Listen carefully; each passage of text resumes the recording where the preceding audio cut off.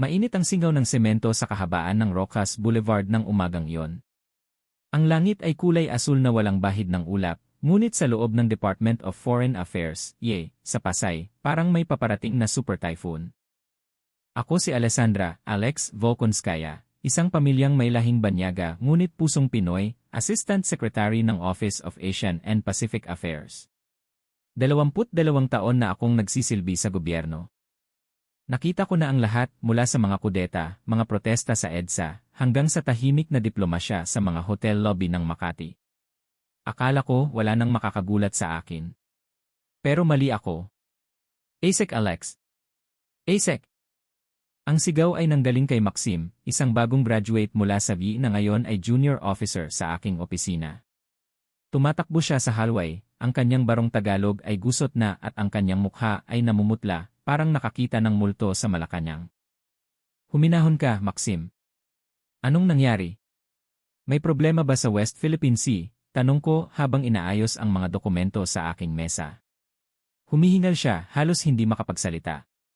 Hindi po, ma'am. Yung presidente. Nanonood po ba kayo ng balita? Live po siya ngayon. Binuksan ko ang telebisyon sa dingding. Ang lahat ng staff, mahigit 40 tao, ay nakatigil sa kanilang ginagawa. Walang tunog ng mga keyboard, walang nagtutimpla ng kape. Lahat ay nakatutok sa screen.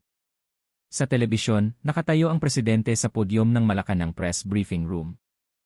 Seryoso ang kanyang mukha, ang kanyang mga mata ay matalim. Kilala siya sa pagiging matapang, pero ang mga salitang lumabas sa kanyang bibig ay parang bombang sumabog sa gitna ng Quiapo. Mula sa araw na ito, wika ng presidente sa matatag na boses, lilinawin ng Republika ng Pilipinas ang ating opisyal na posisyon. Ang Take Shima. Sa kasaysayan, sa heograpiya, at sa batas internasyonal. Ay walang dudang teritoryo ng bansang Hapon. Nanlaki ang mga mata ko. Nabitawan ko ang hawak kong ballpen. Nababaliw na ba siya, bulong ng isang staff sa likuran. Ang Take Shima, o Dokdo, ay isang isyong pinag-aagawan ng Japan at South Korea. Wala tayong kinalaman doon. Bakit tayo makikisawsaw? Bakit isasakripisyo ng Pilipinas ang diplomatikong relasyon nito sa ibang bansa para lang sa Japan? Nagpatuloy ang presidente, ang hukbong dagat ng Pilipinas ay susuporta sa kalayaan ng paglalayag sa paligid ng Take Shima. Hindi natin papayagan ang anumang provokasyon. Diyos ko po, napaupo si Director Nicolas, ang aking boss na may 35 taong karanasan sa serbisyo. Nanginginig ang kanyang kamay habang hawak ang kanyang salamin. Giyera ba ang gusto niya? Bakit? Anong kapalit nito? Bakit natin itatapon ang lahat ng pinaghirapan nating negosasyon? Bago pa ako makasagot, tumunog ang aking cellphone. Isang tawag mula kay Tanaka, isang lumang kaibigan mula sa Embahada ng Japan sa Manila. Matagal na kaming magkakilala, madalas kaming magkape sa Greenbelt para pag-usapan ang mga proyekto. Pero ngayon, ang boses niya ay hindi kalmado. Alessandra! Ipaliwanag mo ito, sigaw ni Tanaka. Halos pumiyok ang boses niya. Anong laro ito? Niloloko niyo ba kami? Ang usapan natin tungkol sa investments sa tulay sa Reyes. Tapos biglang ganito. Hindi namin alam ito. Kahit ang Tokyo, nagkakagulo na. Tanaka-san, maniwala ka, maski ako, ngayon ko lang nalaman, sagot ko, ramdam ko ang pawis na tumutulo sa aking likod. May 24 oras kayo, banta niya. Kung hindi ito maipapaliwanag, ititigil namin ang lahat ng Official Development Assistance. Ang Metro Manila Subway Project, ang mga tulay sa Visayas. Lahat yan, tigil. Naputol ang linya. Naging parang palengke ang opisina. Ang mga telepono ay sabay-sabay na tumunog, tawag mula sa Washington, Beijing, Seoul, at Brussels. Lahat ay nagtatanong ng isang bagay, bakit? Bakit gagawin ng Pilipinas ang ganitong political suicide para sa Japan? Sa gitna ng kaguluhan, lumapit sa akin si Director Nicolas. May inabot siyang isang brown envelope na may selyo ng opisina ng Pangulo. Para sa iyo ito, Alex, sabi niya ng mahina. Galing kay Igor Solon. Nanigas ako. Si Igor Solon. Ang maalamat na advisor ng presidente. Ang anino ng Malacanang. Siya ang taong gumagalaw sa dilim. Bakit niya ako kilala? Binuksan ko ang sobre. Isang maliit na note lang ang laman. Ngayong 4 oras ya. Sa lumang library ng Intramuros. Pumunta kang mag-isa. Ang Intramuros sa hapon ay puno ng mga anino. Ang mga lumang pader na bato ay saksi sa daan-daang taong kasaysayan ng pananakop at pagbangon. Pumasok ako sa isang lumang gusali na bihira ng puntahan ng mga turista. Ang amoy ng lumang papel at alikabok ang sumalubong sa akin. Sa dulo ng isang pasilyo, nakaupo si Igor Solon. Matanda na siya, siguro nasa 70s, pero ang tindig niya ay parang isang general pa rin. Nakasuot siya ng simpleng barong. "Maupo ka, Alessandra," sabi niya. Ang boses niya ay parang dagat, kalmado pero malalim. "Sir, anong nangyayari? Bakit ginawa ng presidente yon?" Diretsahan kong tanong. "Nawawala na ba tayo sa katinuan?" Tumawa siya ng mahina. "Katinuan? O baka ngayon lang tayo naging matino?" Naglabas siya ng isang makapal na folder at inilapag sa mesa. "Natatandaan mo ba ang taong 1997? Ang Asian Financial Crisis?" Tumango ako. "Bata pa ako noon, sir. Pero natatandaan ko ang hirap. Bumagsak ang piso. Maraming kumpanya ang nagsara. Maraming nawalan ng trabaho. Ang tatay ko, isa siya sa mga natanggal sa trabaho noon." "Tama," sabi ni Igor. Noong panahong iyon, ang ekonomiya ng Pilipinas ay nasa bingit ng kamatayan.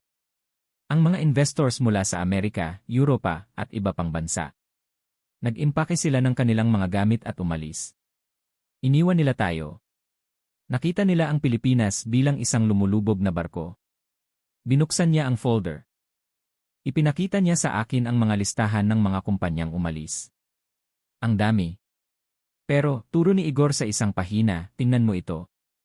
Ito ay mga internal memo at minutes ng meeting ng mga malalaking kumpanyang Hapon, Nikko Electric, Toyo Motors, Yamato Trading. Binasa ko ang nakasulat. Decision, stay in the Philippines. Protect the employees. Hindi sila umalis, tanong ko, naguguluhan. Hindi, sagot ni Igor. Sa katunayan, nagdagdag pa sila ng pondo. Noong mga panahong walang pambayad ang mga pabrika sa Pilipinas. Ang mga Japanese VU ang nagpadala ng pera para lang sumweldo ang mga Pilipinong empleyado. Kahit lugi sila. Kahit sinabihan sila ng kanilang mga shareholders na umalis na sa Sickman of Asia, nanatili sila. Napatingin ako sa kanya.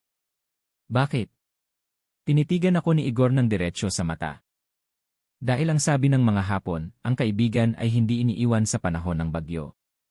Naniniwala sila na babangon ang Pilipinas. May kung anong kumirot sa puso ko.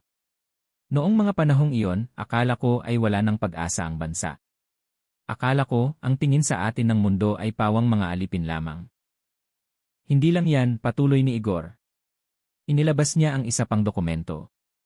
2013, Bagyong Yolanda. Naluha ako nang maalala ko ang Yolanda. Ang pagkawasak ng Tacloban. Habang ang ibang bansa ay nagpapadala ng tulong na may kapalit na kondisyon o photo-op, alam mo ba ang ginawa ng mga kumpanyang Hapon sa Cebu at Leyte? Ipinakita niya ang mga larawan. Mga Japanese CEO at managers, nakasuot ng bota sa gitna ng putik, namimigay ng pagkain. Hindi ito para sa media. Ito ay mga pribadong larawan. Ang pabrika ng Toyo Motors sa Laguna. Imbes na magbawas ng tao dahil sira ang supply chain, ginawa nilang evacuation center ang pabrika. Pinakain nila ang libu-libong pamilya sa loob ng 3 buwan. Sagot ng kumpanya. Wala akong alam dito, bulong ko. Bakit hindi ito na-report sa balita? Dahil hindi ugali ng mga Hapon ang magyabang, sagot ni Igor. Ginawa nila yon dahil sa utang na loob. Utang na loob. Hindi nila nakalimutan noong tinulungan natin sila pagkatapos ng World War II, noong pinatawad natin sila, noong nagpadala tayo ng tulong sa kanila noong Great Hanshin Earthquake. Para sa kanila, ang relasyon natin ay hindi negosyo. Ito ay kizuna, isang tali na hindi mapapatid. Isinara ni Igor ang folder. Noong nakaraang linggo, sinabi ng presidente, oras na para magbayad. Nakita ko ang katapatan ng Japan sa loob ng 25 taon. Ngayong kailangan nila ng suporta sa issue ng Fukushima, ibibigay natin ito. Kahit kalabanin natin ang mundo. Nanginig ang aking mga kamay. Kaya pala. Hindi ito politika. Ito ay tungkol sa puso. Tungkol sa pagiging tao. Alessandra, utos ni Igor. Gusto kong makita mo ito gamit ang sarili mong mga mata. Bukas, lumipad ka pa Cebu. Pumunta ka sa economic zone. Hanapin mo ang katotohanan. Kinabukasan, lulan ako ng eroplano patungong Cebu. Kasama ko si Director Nicolas. Tahimik lang kami sa biyahe. Ang isip ko ay naglalakbay pabalik sa mga kwento ni Igor. Sinalubong kami sa Mactan Airport ni Pedro, ang Regional Director ng PEZA, Philippine Economic Zone Authority. Ma'am Alex, Sir Nicolas, welcome sa Cebu. Tara na po, diretso tayo sa planta ng Nico Electric. Habang bumabagtas kami sa traffic ng Mandaue, tinanaw ko ang mga gusali. Maunlad na ang Cebu ngayon. Pero noong 1997, naalala ko ang kwento na parang ghost town ang maraming lugar dito. Pagdating namin sa Nico Electric, sinalubong kami ni Avery Ivan, ang Pilipinong plant manager. 1998 po itinatag ang plantang ito, kwento ni Ivan habang naglalakad kami sa production line. Noong kasagsagan ng krisis, lahat ng katabi naming pabrika, Amerikano, Korean, nagsara. Pero ang Nico nag-expand. May lumapit sa aming isang babae, nasa 50 na siya, naka-uniforme. Ang pangalan niya ay Nanay Nats. Nanay Nats, tawag ni Pedro. Pwede mo bang ikwento sa kanila yung nangyari noong 2008? Yung global financial crisis. Ngumiti si Nanay Nats, baka sa mukha niya ang hirap at saya ng buhay. Naku, ma'am. Hindi ko makakalimutan yon. Natanggal ang asawa ko sa trabaho sa construction. May sakit ang bunso ko. Wala kaming makain. Akala ko, tatanggalin din ako dito kasi mahina ang order ng electronics noon. Napaluha siya. Pero nagpatawag ng meeting si Kenneth Kimura, yung Japanese manager namin noon. Sabi niya sa amin sa barok na Tagalog, walang aalis. Tayo ay pamilya. Kakain kayo, kakain ako. Kung walang kanin, hati tayo sa tinapay. Totoo ba yan? Tanong ni Director Nicolas na parang hindi makapaniwala. Opo, sir. Imbes na magtanggal, binawasan ng mga Japanese managers ang sweldo nila para hindi kami mawalan ng trabaho.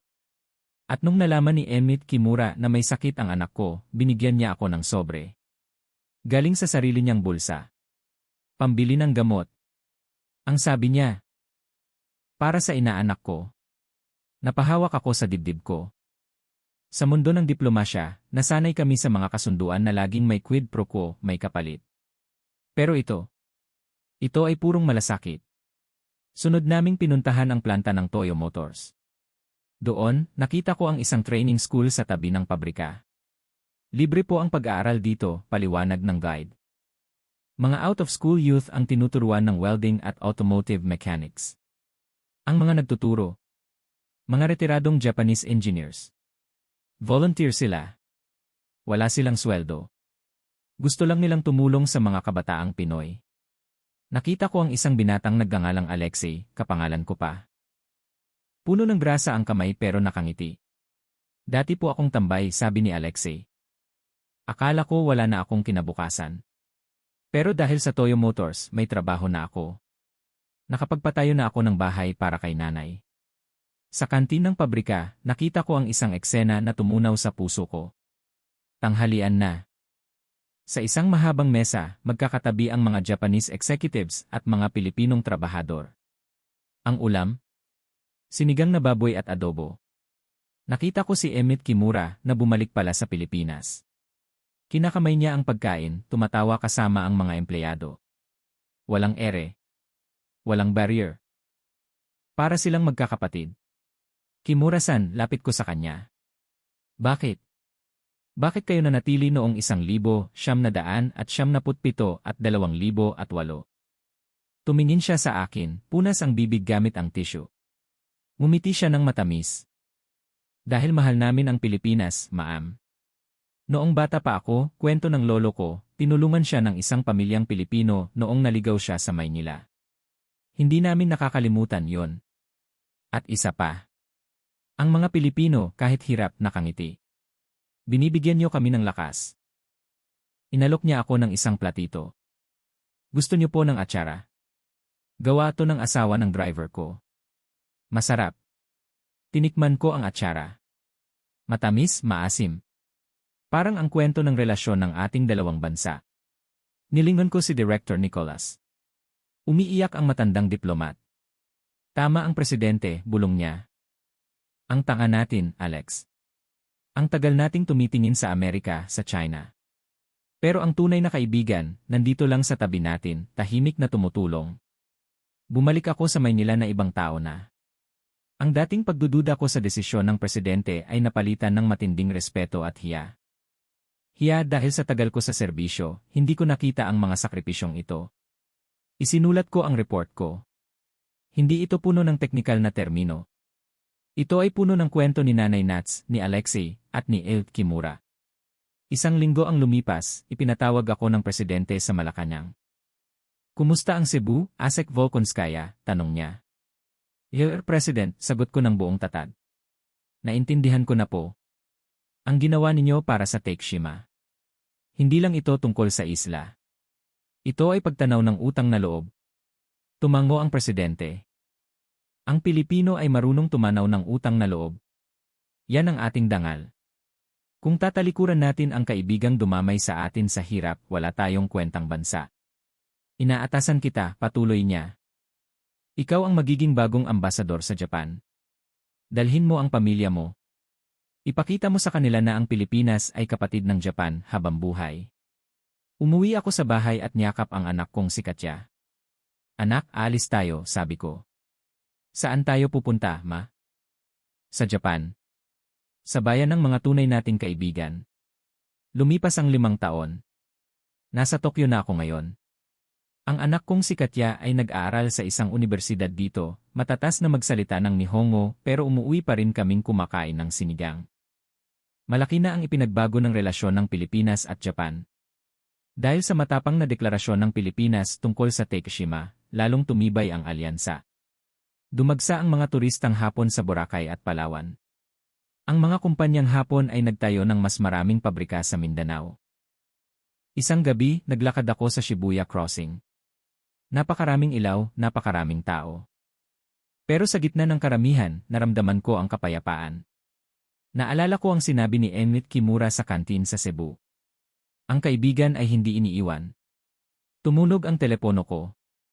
Si Director Nicolas, na ngayon ay Secretary of Foreign Affairs na. Ambassador Alex, bati niya. May good news. Ang gobyerno ng Japan, magpapadala ng panibagong fleet ng patrol ships para sa ating Coast Guard. Libre. Walang kapalit. Napangiti ako. Alam mo, Sek, hindi na ako nagugulat. Ganyan talaga ang pamilya. Tumingala ako sa langit ng Tokyo. Maliwanag ang buwan. Parehong buwan na tumatanglaw sa Maynila. Ito ang kwento kung paano binago ng isang desisyon ang takbo ng kasaysayan. Hindi dahil sa dahas, kundi dahil sa pagkilala sa kabutihan. Ang Takeshima Dokdo ay simula lang. Ang tunay na kwento ay ang 25 taong tahimik na pagmamahal ng mga Hapon sa mga Pilipino at ang pagbangon ng Pilipinas para sabihin, salamat. Ngayon, kami naman ang taya. Sa huli, ang diplomasya ay hindi tungkol sa mga mapa at hangganan. Ito ay tungkol sa puso. Ito ay tungkol sa utang na loob. At habang buhay ko itong dadalhin.